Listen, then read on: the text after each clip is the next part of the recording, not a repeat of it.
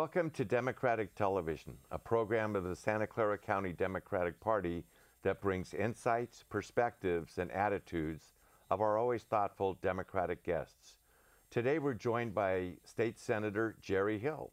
Jerry, thanks for being on Democratic Television. Thank you, Steve. It's great to be here with you. Well, you've been a long-time elected official, activist, problem solver, but let's get to know the early years. Sure. Where are you from? Where'd you grow up?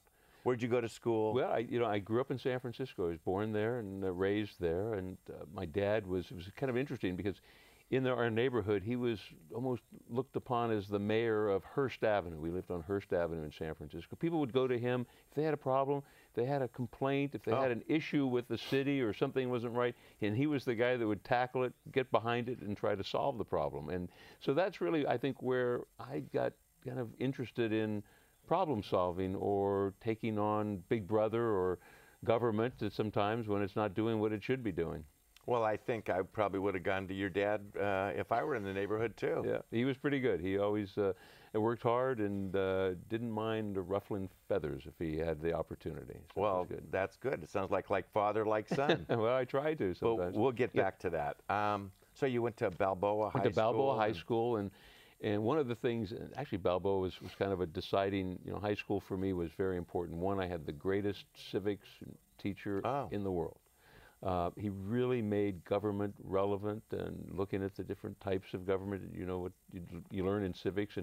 And I just fell in love with our system of government, the democratic system, and our Republican form of government. That's a small R, by the way.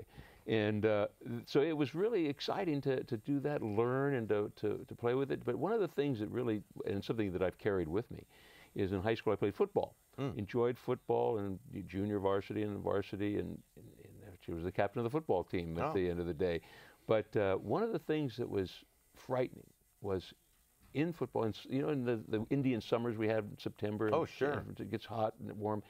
I couldn't run on the field. No one could. 10 yards without, you'd run 10 yards and you'd stop, you'd bend over, coughing, hacking, the smog. Oh. We don't remember that. No. But the smog was so thick in those days that you couldn't run. And I remember just choking and hacking. And I don't have asthma, had no problem, but just could not breathe because of that. Yeah. So that kind of carried with me, and that's when I was a county supervisor. I was part of the Bay Area Air Quality Management District, and we did a lot of good work to kind of improve the conditions that we had, and now it's darn good. No, I agree with you. I remember as a kid looking out in the hills of Palo Alto, and it was gray, and that's just the way it was, and you don't see that anymore. You don't see it. No, the improvements have been phenomenal, and there are a lot of little things that you can do. We've gotten rid of the low-hanging fruit for a long ways, and now just going back to some of the things that can help a lot.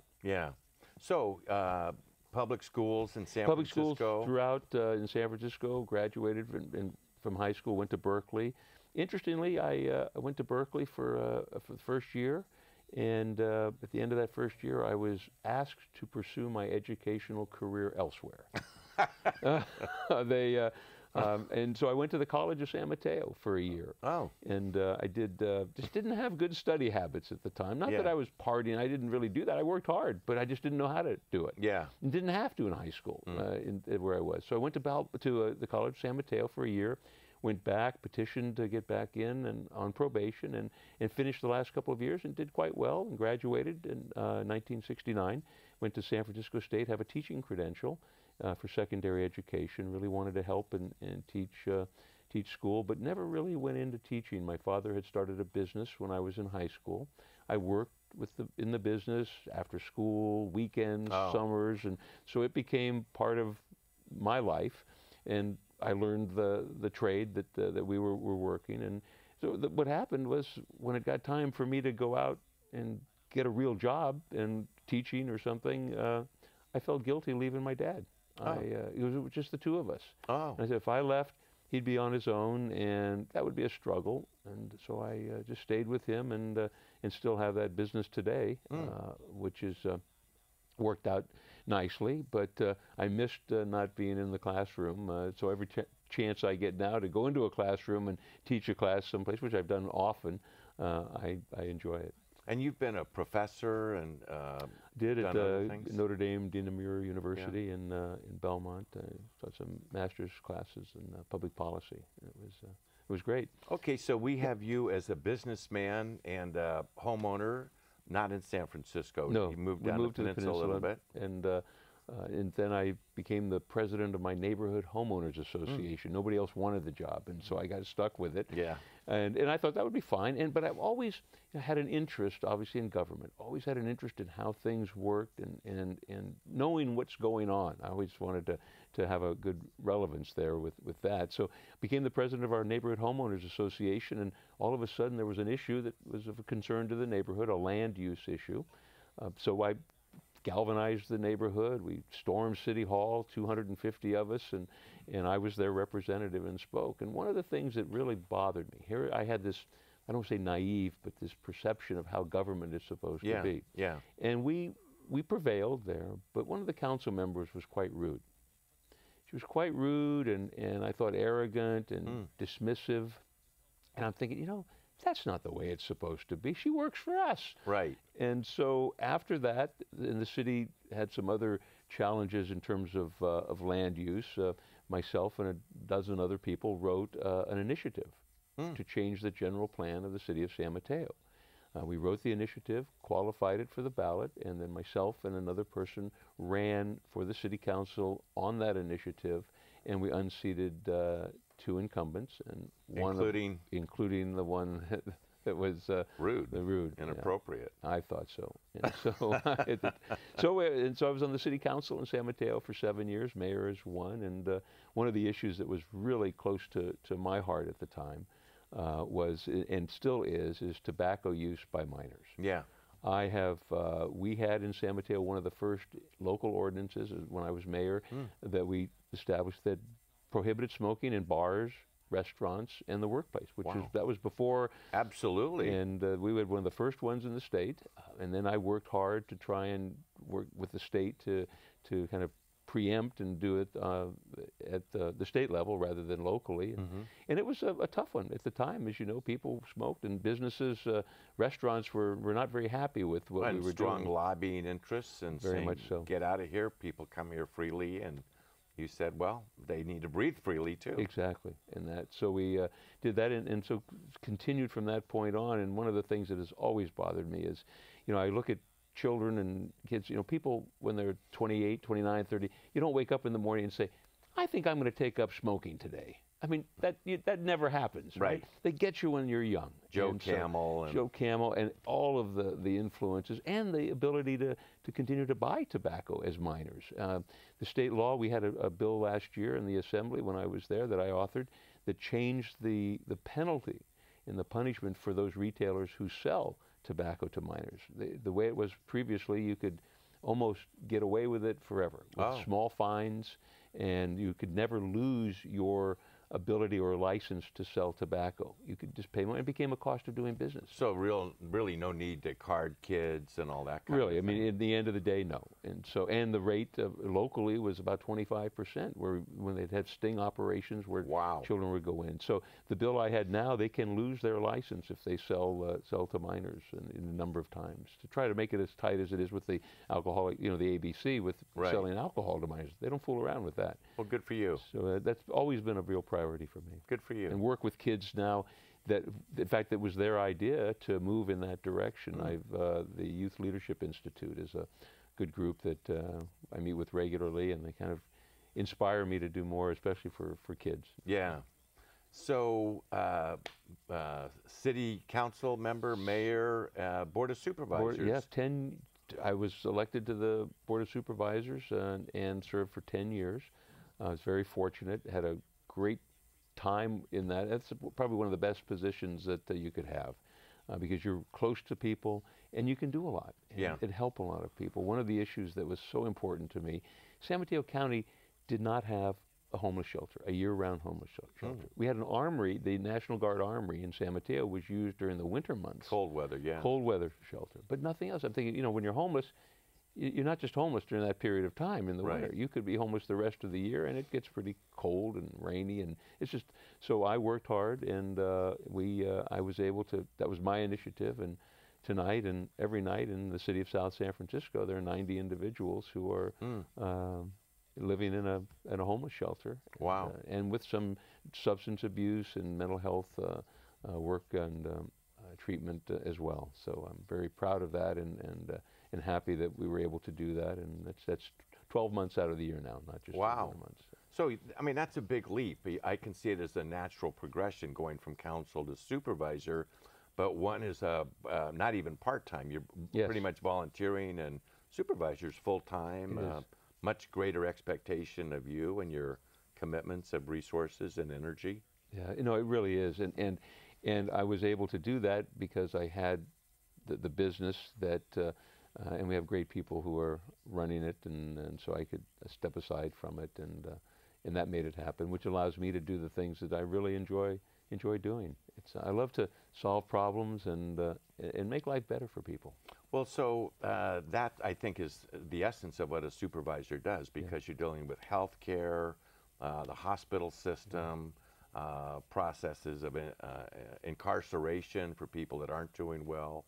You're really seeing it all, and that really gripped you. It gripped me, and it grounds you in a good position, because you know, you've seen all sides at that point, and you know that in what the problems are. If you look at the jail system, you know, almost 70 to 80% of those in jail and locally are there for some form of substance abuse. Exactly. Whether it's selling, using, making, or stealing to pay for it. I mean, some form of it is a fact. And that was one of the realizations that came to me. And when I became a supervisor, I could not believe the cost to society of substance abuse. Whatever it is, you know, in every area and aspect of that, just what that is costing us, and not just money, but in lives lost. So what were your contributions in terms of the healthcare system? Because that is the place that people who have nothing else have to depend on, and yet it's a financial burden to the county. It is a burden, and I chaired the San Mateo County Health Center, the county hospital board for many years, sat on that board, and one of the priorities for me was to try and get a universal health care. And we were able to do one, to provide health care for every child from birth to 18 years of age. We worked very hard to kind of cobble together the funding source for that, and even today it's just celebrated its 10th anniversary. Wow. That we were able to create that. And at our county hospital, we made sure that we served everyone. Wow. And we did that. It cost a few dollars, but it was important as a society. We have to do that. Well, good for you. We're going to take a break right now. When we come back, we'll talk about the Assembly years and the Senate year. Wonderful. Great. Thanks. We'll be right back. Hi, I'm Assemblyman Paul Fong. I want to welcome you to the Santa Clara County Democratic Party, the party of inclusion and diversity. You can join a variety of clubs and associates of the party: the Silicon Valley APA Democratic Club, the African American Democratic Club, the Latino Democratic Caucus, the Peninsula Democratic Coalition, Dawn Democratic Activists for Women Now, a variety of associates and clubs that you can get involved with. Please join us, and you can call us at 408-445-9500. Thank you very much.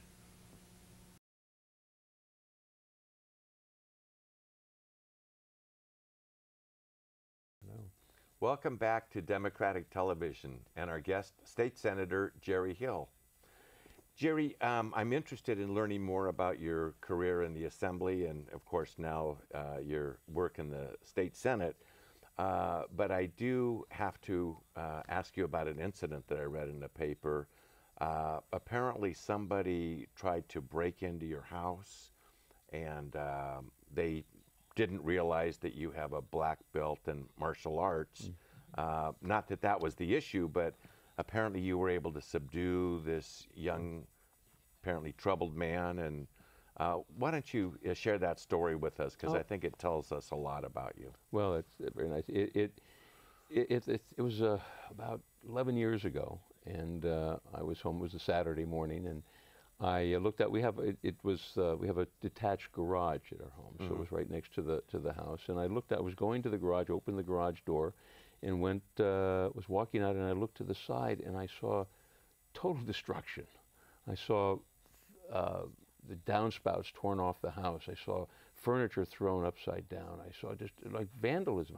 What the heck went on over here? So I walked that direction and went there, and then I looked, and the window to the garage was broken out. And so I looked, and I saw someone inside rustling through the backpack on a bicycle we had hanging upside down. And so I ran around to the side and to where he was, and basically confronted him. And he wasn't leaving. He didn't, when he saw me, he didn't leave. He was just staying there. So I went up, and so we had a little confrontation, which was I mean, I was able to grab him, and I didn't want to. He was 18 years old, I learned at the time afterwards. But so I was able to hold on to him, and my daughter was inside. I yelled to her to call the police, and she did, and I held him for the time that it took for the police to come, which seemed like a long time after a while. He was not happy being held, and so I finally made him sit down, and so he sat there. And but the problem with him, and what really hit me, was he was so high on methamphetamine, and just so totally destroying him at the time in what he was doing. He didn't have a clue of where his mind was taking him. He was just reacting and acting, but did complete destruction inside I mean, tore a refrigerator apart and just destroyed the refrigerator with his hands. I'm surprised he didn't get electrocuted in what he was doing. But so after that, I felt, this was, I tried to work with him through the probation department to see if we could get him some help, but he wasn't ready for it. But interestingly, 10 years later, I get a letter from him, who he had been working at Project 90, a wonderful 90-day rehab program in the city of San Mateo. He'd been living there, went through it, and for 4 years he'd been working there as their development director. And he said as part of his recovery, he wants to make amends. And it was quite touching to read that, and I was excited to hear that he had turned his life around. So I called, actually I knew the director of Project 90, I called the project and said, is this serious, or is this true or not true or real? And he said that it was, he'd been there. And so we met, and again, under different circumstances, and we talked for a while. And he's been doing great, and I've always been supportive of the program, and now I'm even more supportive of the program because of what they were able to do to turn his life around completely. He's now a productive member of society and no longer using that terrible, destructive drug. It's incredible. So it had a nice ending to it, and and I just wish him well. Yeah, well, that's great. It's great. Not everybody would have reacted that way. It was important. Yeah, good for you. So, I do want to transition. Yeah. You were on the Board of Supervisors when we last talked about elected office, and ran for the state assembly. Yes.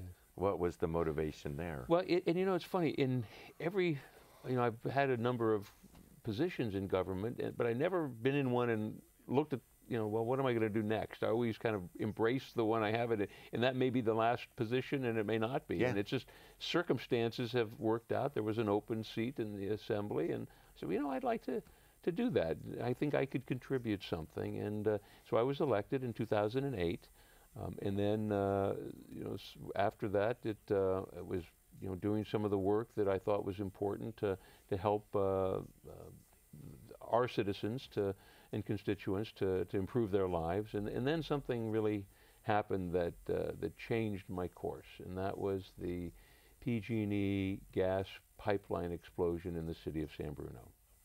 That was something that when I went up there, that right after it happened, saw the destruction, and met the families of those 8 people who lost their lives, the 38 homes that were destroyed.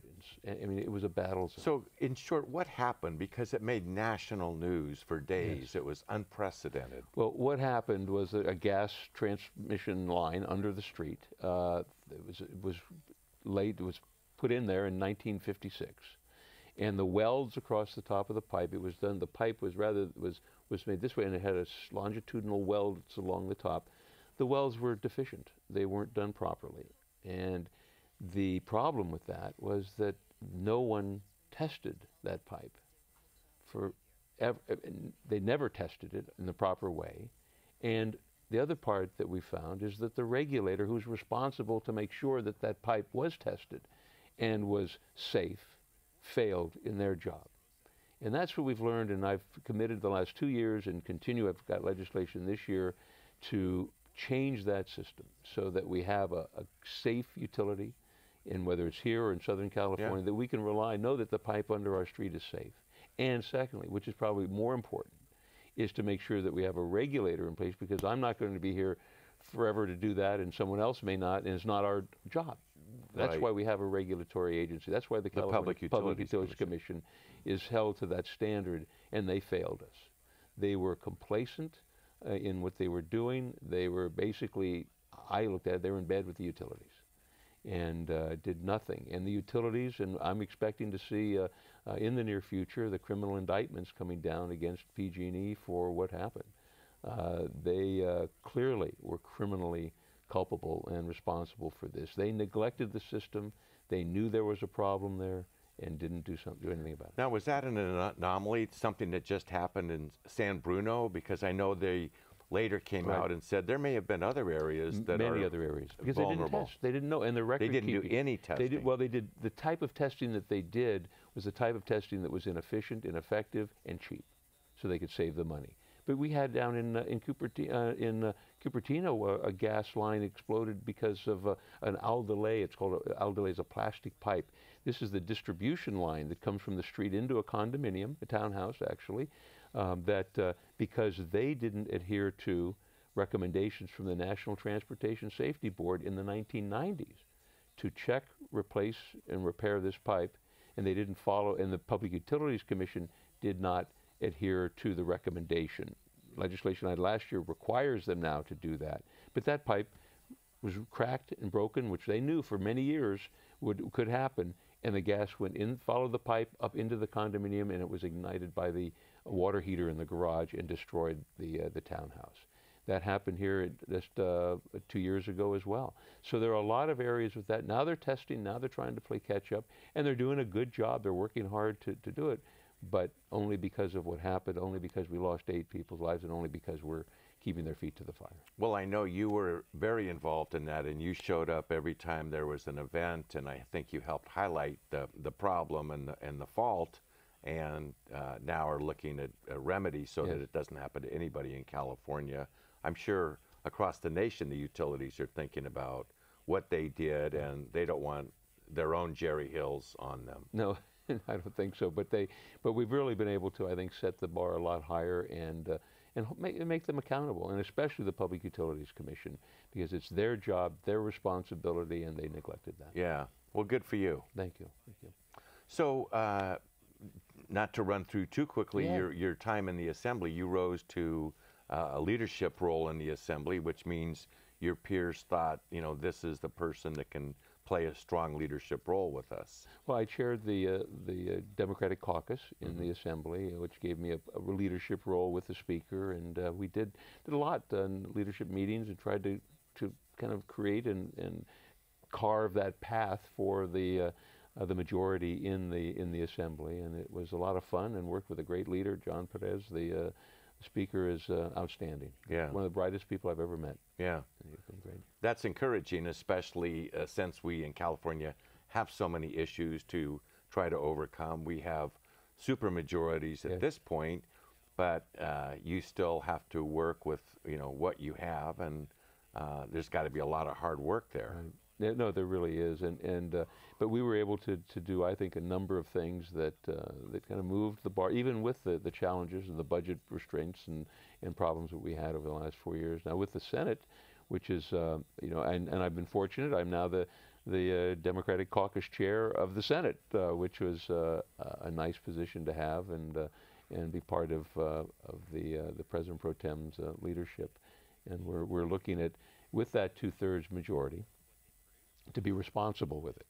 Because as we know, we've seen in the past, you could have that majority today and abuse it and lose it. And we don't want to see that happen. We want to be able to carry that for many years going forward. And I think we're going to look at, in the next year, some very strong, good revisions or reforms of governance in California that I think we could all be proud of. Well, I think we're all lucky. Well, there was a lot of hard work done that you got elected in November, but Prop 30 also passed, and that I think really makes a difference. It does make a difference, and it really shows that the public has confidence in the governor, who I think has been outstanding. He has done a great job. He's been very responsible in his actions, and except when he vetoes the bills that I've had a couple of times, but that's another story. But no, but he's always been extremely certainly bright and charismatic. Yes. He is. He does very well there. He does, and so I think we're trying to work with him closely to kind of craft a real good kind of reform effort as we go forward for California.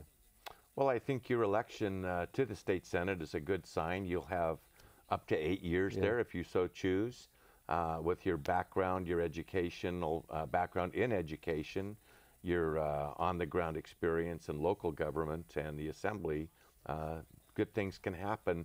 We have about a minute left. Do you have interest in hearing from people if they want to get hold of you? Absolutely. Contact your website? Absolutely, Steve. It's really important because we have to know, and I read every email, every communication that comes in. I see every one of them. In fact, I've got the stack at home right now to look at for the last week, and so it's important to please call our office, look at our website online, and you can communicate directly there, or you can make a call. Or if you have a problem, if people have a problem with issues or anything, they know how to they can find us and communicate with us that way. It'd be great. Well, good for them. Thank you very much for your service, State Senator Jerry Hill. Thank you, Steve. It's great to be with you. Thank you. Thanks for watching Democratic Television. Give us a call at 408-445-9500 or visit our website, www.sccdp.org, and help make a difference. Thank you.